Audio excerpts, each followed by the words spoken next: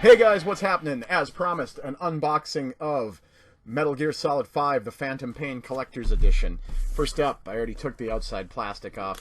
The cardboard here is attached pretty good with some pretty solid glue, so I'll actually probably try to save the cardboard, preserve that as much as possible. And here we go. It's got a nice leatherette, pretty solid case. Actually feels like a book or a journal, if you will.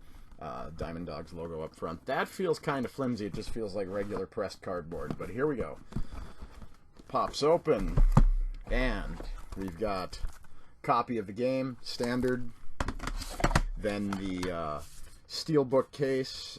This is the Collector's Edition Phantom Pain Metal Gear Solid 5. It says on the disc, we'll see if it picks it up. Pick it up.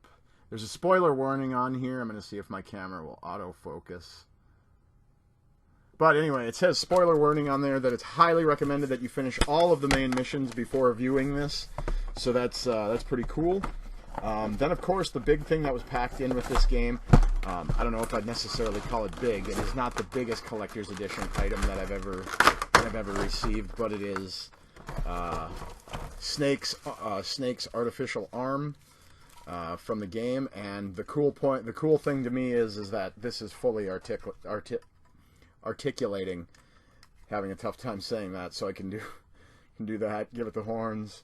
Of course, I can give someone the finger. I'm not going to do that. I'm assuming the stand comes off somehow. I'm not going to try to pop it open. It's got plastic in there, unless. Yeah, it's right down to like the writing on there too. Motive sinew protection gauntlet, caution, bolting torque, and it gives the rating for the torque.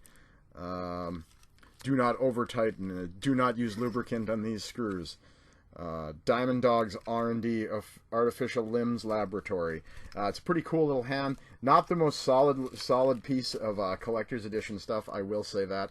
But yeah, it's pretty cool. I just enjoyed for the articulating fingers. It could have just been a static, like, you know, just a fist or something to that effect. It would have been really cool, but I know they wouldn't be able to get away with this. It would have been really cool if they would have put a cigar in the hand. But yeah, it's pretty outstanding the way it is. Like I said, there's plastic in here, so I'm imagining that this actually comes off the... Okay, it just slides off the pedestal. I didn't want to break it, but there we go.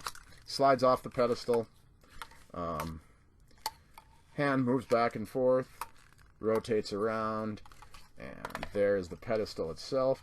This is actually a pretty cool little collector's piece. Not, like I said, not the most solidly built collector's item I'd ever received. That might actually go to the Pagan Min in the background, or the Scorpion, or he's off camera, but the Geralt from the Witcher's Collector Edition. Also, I'm sure you can see the box in the background. I have the collector's edition of Two Worlds 2, and the statue that came with that is actually pretty heavy, pretty solid, and that one's got really nice articulation on it, really nice paint job and everything on it. So, as it is, steel book. I'm assuming it's some sort of, I didn't know about this Blu-ray disc that came with it at all. I'm assuming it's some sort of compendium to the, and wraps up the Metal Gear saga. As you know, this is going to be the last Kojima one, which I can't claim to be the hugest Kojima fan in the world. Not saying that I don't like him, because I'm obviously buying the Metal Gear game. So that's pretty outstanding. So yeah, copy of the game. A pretty, I shouldn't say pretty. This is actually an amazing steelbook. Really cool looking. So copy of the games right there. Flip it around the right way for you. The steelbook and the articulating hand, and it is, like I said, pretty cool. The fingers move. They're jointed everywhere. You know, there's middle joint, top knuckle. You know, you can make a fist out of it.